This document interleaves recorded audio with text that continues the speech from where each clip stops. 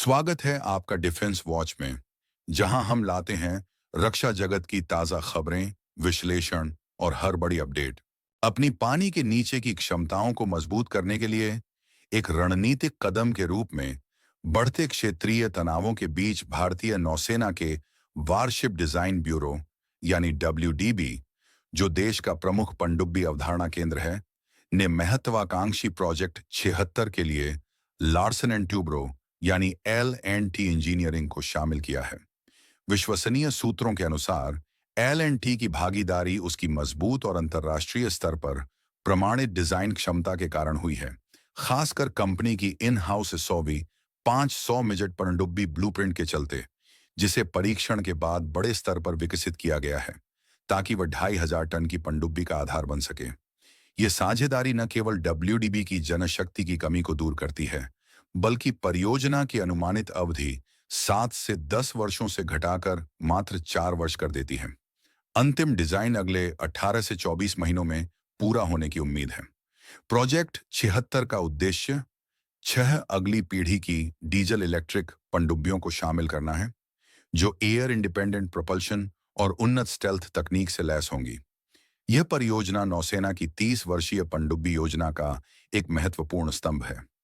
L&T defence के प्रमुख ने हाल ही में पुष्टि की कि इस डिजाइन को सीधे SO 500 से प्रेरणा मिली है, जो 500 टन की विशेष अभियान वाहन है, जिसे गुप्त अभियानों जैसे कमांडो इंसर्शन और सीबेड रिकॉनिसेंस के लिए तैयार किया गया है। यह डिजाइन एक ऐसे अंतर्राष्ट्रीय शिपयार्ड द्वारा प्रमाणित है जिसके पास दशकों का पनडुब्बी निर्माण अनुभव है। SOV 500 की मॉड्यूलर संरचना इसका प्रमुख कारण रही, जिससे इसे बिना जलगतिकीय या ध्वनिक दक्षता खोए बड़े आकार में स्केल किया जा सकता है। WDB पहले से ही S5 श्रेणी और परमाणु संचालित प्रोजेक्ट 77 पर काम कर रहा था, जिसके चलते जनशक्ति की कमी का सामना कर रहा था। नौसेना मुख्यालय के एक अधिकारी ने बताया कि हम इसे अंदर ही कर सकते थे, लेकिन इसमें ज्यादा समय लगता। टर्निंग पॉइंट तब आया जब WDB ने SOV 500 के ब्लूप्रिंट की समीक्षा की, जिनमें बड़े होल, उन्नत बैटरी पैक और मॉड्यूलर हथियार बे जैसी सुविधाएं पहले से ही स्केलेबिलिटी को ध्यान में रखकर जोड़ी गई थी।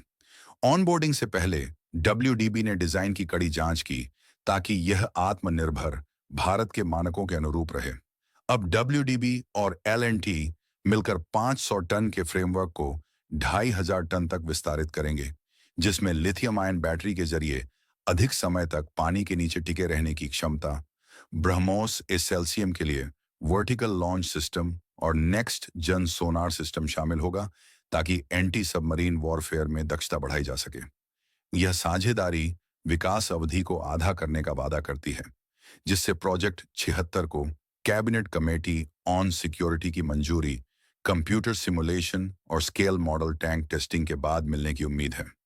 स्केल अप डिजाइन SOV 500 के लो सिग्नेचर प्रोफाइल को बरकरार रखते हुए कंपोजिट मटेरियल और पंप जेट प्रोपल्सर का उपयोग करेगा, जबकि ब्लू वाटर ऑपरेशंस के लिए मार्ग क्षमता को और बढ़ाया जाएगा ताकि यह सतह के खतरों पर लंबी दूरी से प्रहार कर सके।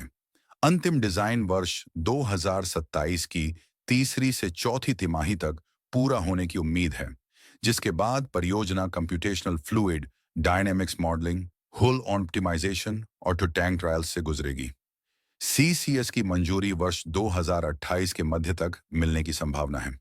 इसके बाद निर्माण कार्य L&T के कट्टुपल्ली शिपयार्ड में शुरू होगा, जहां पहले से मौजूद पनडुब्बी असेंबली लाइन का उपयोग किया जाएगा। देखते रहिए डिफेंस वॉच, रक्षा जगत की हर अपडेट सटीक जानकारी और गहरी समझ के साथ। जय हिंद।